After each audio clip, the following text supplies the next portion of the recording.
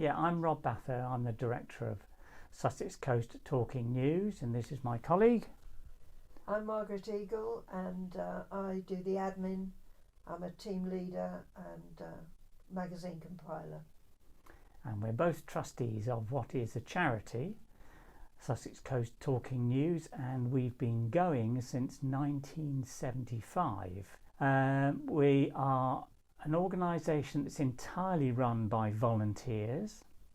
There are about 60 of us, and what we do for our approximately 160 listeners who are visually impaired or blind is that every fortnight we send to them copies of the local news on an audio format. That's either a USB stick or a CD, and that's about 35 minutes of local news which our editors get from the local newspapers.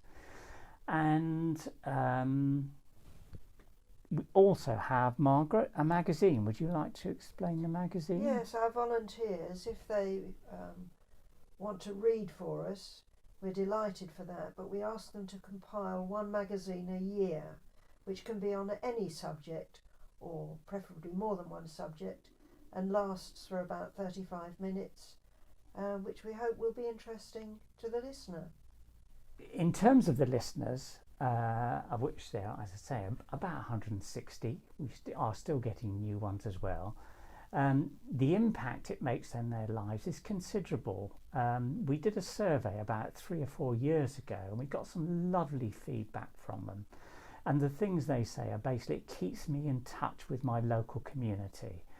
What they love is to hear the envelope coming through their letterbox every fortnight and knowing that they can listen to that local news. And during lockdown, we've been doing regular phone calls to the listeners to see that they're coping all right.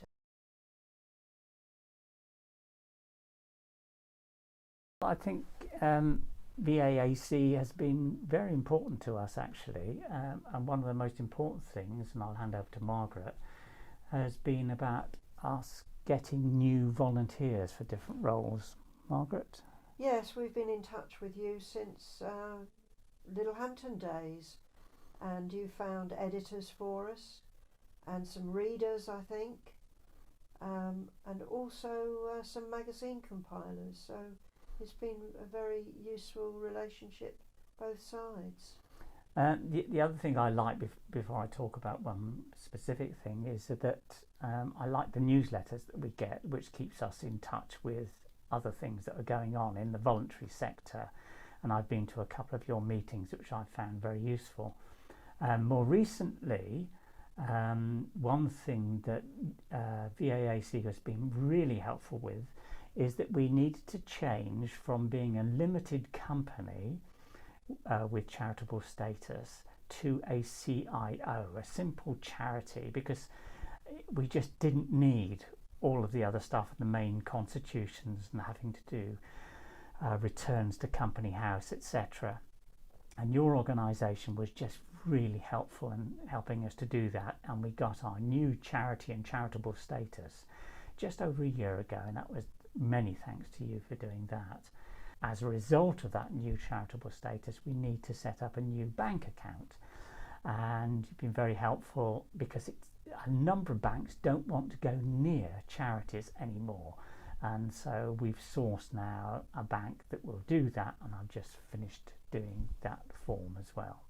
And the other thing that's been very helpful as well is that we haven't done this for a while, and we now need somebody to examine us, to be an examiner of both our accounts and our organisation.